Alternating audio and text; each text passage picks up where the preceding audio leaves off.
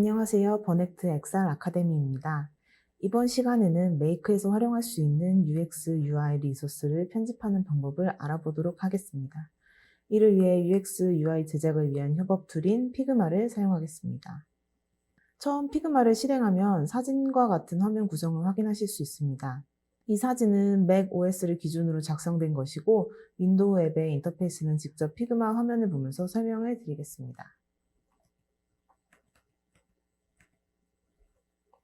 여기를 보시면은 로그인 정보가 나와 있고요. 여기가 이제 검색 기능, 파일이나 팀이나 작업자 등을 검색할 수 있고요. 이게 코멘트 알람입니다. 협업을 할 때 코멘트가 생기면은 알람이 여기 뜨고요. 여기는 계정 정보가 있는 곳입니다. 리센트는 최근 사용 파일이고요. 드래프트는 최초 생성 파일입니다. 편집하고 나서는 리젠츠로 가게 됩니다. 그리고 커뮤니티는 디자인 리소스 모음입니다. 이렇게 가면은 디자인 리소스를 설치할 수가 있어요. 그리고 new 디자인 파일 하면은 신규 디자인 파일을 생성하는 것이고 new pixem 파일 하면은 신규 보드를 생성하는 것입니다. 그리고 임포트 파일, 디자인 파일을 임포트 할 수 있고요. 스케치 파일과 연동이 가능합니다. 그리고 이 부분은 즐겨찾기인데요. 이쪽 최근 파일 목록에서 즐겨찾기 별 표시하셔도 되고요. 이쪽은 팀 단위 프로젝트 구분입니다. 그러면 실제 예제 파일을 불러와서 설명을 해드리도록 하겠습니다. 임포트 파일을 누르고 Make Design Components라는 피그마 파일을 엽니다.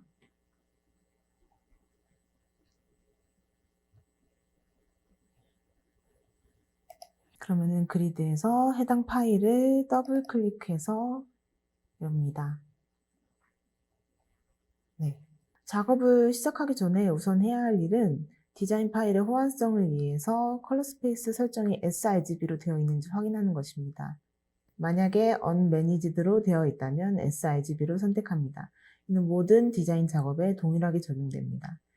피그마 웹 버전에서는 Managed sRGB 컬러 프로필을 사용하고 이를 사용자가 바꿀 수는 없습니다. 그래서 윈도우 앱에서 컬러 스페이스를 바꾸려면 이 버튼을 누르고요. 컬러 스페이스에 가서 sRGB에 체크를 합니다. 맥에서 바꾸려면은 피그마라는 메뉴를 클릭하고 컬러 스페이스 sRGB를 클릭하면 됩니다. 파일을 열고 나서 컴포넌트 1에 가보겠습니다. 이 화면에서 피그마 인터페이스를 설명드릴 텐데요. 가장 왼쪽에 있는 게 메뉴, 그리고 차례로 Move and Scale 툴, Frame and Slice 툴, Shape 툴, Pen and Pencil 툴, Text 툴, Hand 툴, Comment 툴입니다. 그리고 이 영역은 Left Side Bar이고요. 페이지를 추가하거나 수정, 삭제할 수 있습니다. 그 밑에는 레이어 패널이 있고요. 페이지 내 레이어와 그 구조를 볼 수 있습니다. 어떤 레이어가 프레임인지, 어떤 레이어가 그룹인지, 아니면 특정 타입의 다른 오브젝트인지 이 왼쪽의 아이콘을 보고 판단할 수가 있습니다.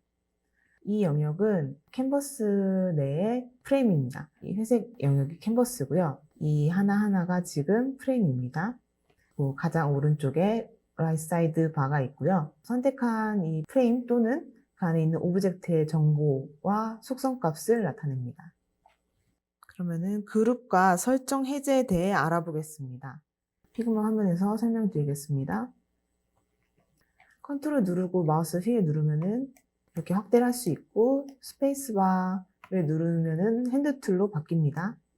알러트 에러 T3을 누르고요. 지금 이거는 그룹 상태이고 컨트롤 쉬프트 G 하면은 언그룹핑이 됩니다. 다시 선택을 하고 컨트롤 G 하면은 그룹이 생성이 됐습니다. 언그룹 하지 않고 그룹 내 오브젝트를 선택을 하려면은 컨트롤 누른 상태에서 마우스 왼쪽 클릭으로 하면은 그 오브젝트만 클릭이 됩니다.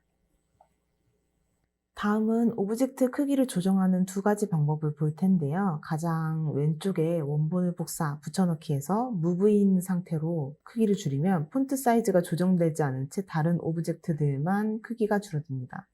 그런데 스케일 툴로 조정을 하면은 오브젝트들 간의 비율이 유지되면서 줄어듭니다.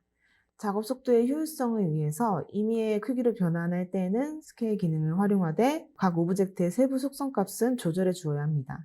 자세히 보시면 스케일로 조정한 붉은 박스는 이 코너의 라운드 값도 같이 줄어들기 때문에 모서리가 거의 직각으로 보이죠. 이런 식으로 세부 값들도 같이 신경을 써 주어야 할 것입니다.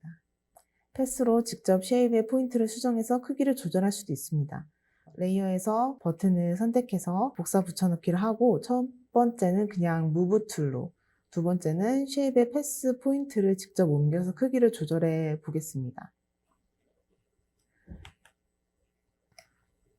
첫 번째는 무브 툴인 상태에서 이렇게 크기를 조정을 하면은 이렇게 늘어나게 됩니다. 지금 보면은 모서리의 기울기가 좀 더 기울어졌습니다. 그런데 만약에 직접 포인트를 이렇게 옮겨서 수정을 해주게 된다면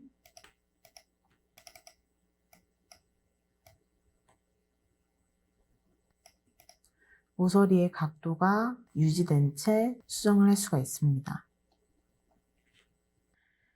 오브젝트의 속성 값들을 어떻게 조절하는지 살펴보도록 하겠습니다. 컴포넌트 2로 이동해서 레이어에서 그룹 19번 렉탱글을 선택해보면 우측 패널에 조절할 수 있는 속성 값들이 나옵니다. 각 속성 값들을 살펴보자면 먼저 정렬 기능이 있습니다. 그리고 포지션이 있는데요. 피그마는 캔버스 상에서 레이어의 위치를 해당 레이어의 바운드, 이 경계선 박스의 왼쪽 상단점을 기준으로 표시를 합니다. 그 다음에는 디멘션이 있습니다. 캔버스 상의 모든 레이어는 각자의 크기를 갖고 있습니다. 이를 확인하려면 바운딩 박스의 하단에 나오는 값을 보거나 레이어 속성 패널에서 직접 위드와 하이트 값을 조정할 수도 있습니다. 그 아래에는 로테이션과 코너 라디우스가 있습니다. 그 다음에 컨스트레인트가 있는데요. 서로 다른 상위 프레임에 맞게 하위 오브젝트를 고정시켜주는 역할입니다. 피그마 설명 페이지에 들어가서 보시는 게 더 이해가 잘 될 것이기 때문에 링크를 클릭해서 실제 예시를 보면서 설명을 드리도록 하겠습니다. 이렇게 상위 프레임이 있고 그 안에 하위 프레임, 이 버튼이 있는데요. 왼쪽 상단에 고정을 시킨 상태라서 상위 프레임을 늘려도 이 버튼은 움직이지 않습니다. 그 오른쪽에는 바텀 라이트, 아래쪽 하단에 컨스트레인트를 걸어놨기 때문에 상위 프레임이 커지면 이 왼쪽 하단을 따라서 아이콘이 움직이게 되고요. 그 다음에 센터, 가로, 세로 둘 다 중앙에 맞춰놨기 때문에 상위 프레임이 크기가 조정이 되면은 가운데 위치에 들어가게 아이콘도 같이 따라가서 움직이게 됩니다.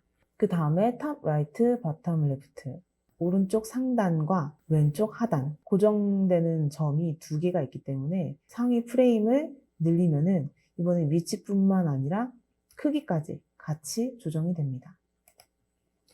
그 다음으로 레이어가 있는데요. 프로퍼티즈 패널의 레이어 섹션을 보면은 블렌드 모드와 불투명도 그리고 객체를 보이고 안 보이게 할 수 있는 이 토글 버튼이 있습니다. 이 휠은 무슨 색으로 채울 것인지 색상과 불투명도 역시 켜고 끄는 버튼이 있고요.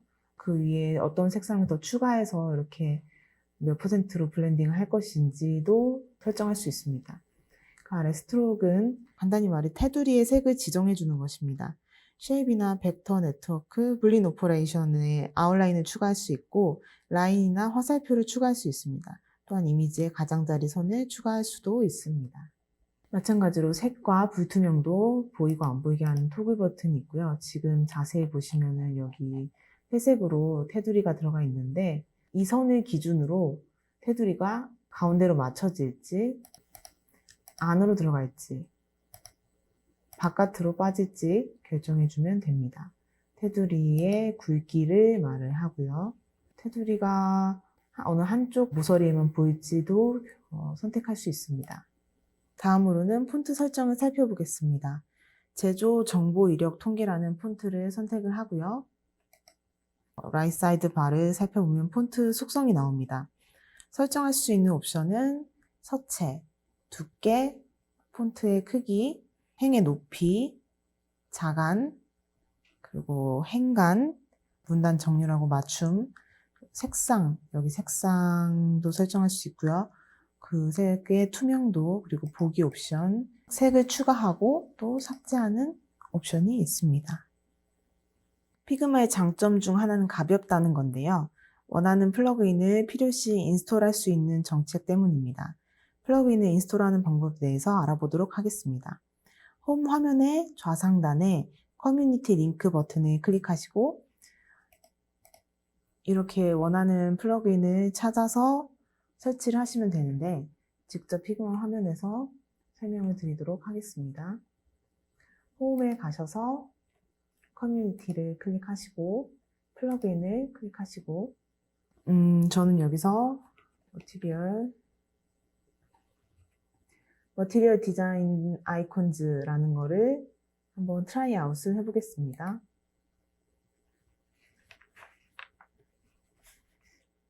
트라이 아웃이나 인스톨을 해서 피그마에 해당 플러그인이 설치되면은 여기 리소스 버튼을 클릭해서 설치된 플러그인을 확인할 수 있습니다.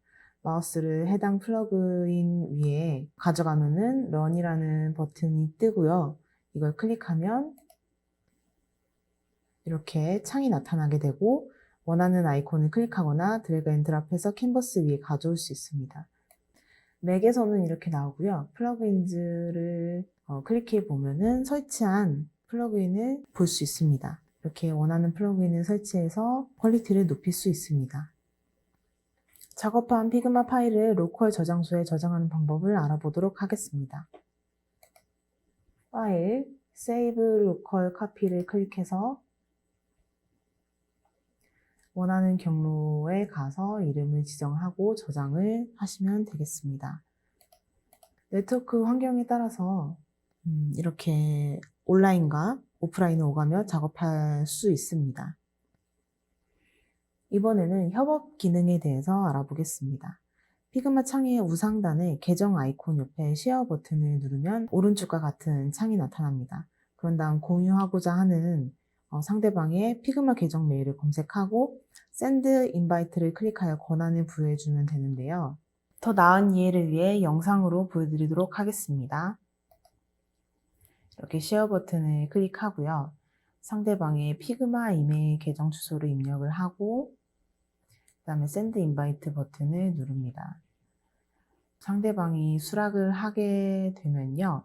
상대방 계정 아이콘과 함께 이렇게 우상단에도 뜨게 되고요. 권한 수정도 추후에 할 수 있고 여기 카피 링크를 버튼을 클릭하면 웹 URL 주소가 복사되고요. 이렇게 실시간으로 디자인 파일 내에서 협업을 할 수 있습니다. 팀원이 해당 프로젝트에 초대되면 상대를 멘션하여 코멘트를 달 수도 있습니다. 역시 빠른 이해를 위해 영상으로 보여드리겠습니다. 이렇게 코멘트 버튼을 클릭하고 코멘트를 입력을 한 다음에 상대방을 멘션해서 샌드 버튼을 누르면은 이렇게 코멘트가 생성이 되고요. 오른쪽에 보면은 코멘트 히스토리가 있어서 그동안에 보냈던 코멘트의 내용도 확인할 수 있습니다. 앞서 소개해드린 편집 기능을 활용하여 제작한 UX 가이드와 UI 디자인 작업의 예입니다.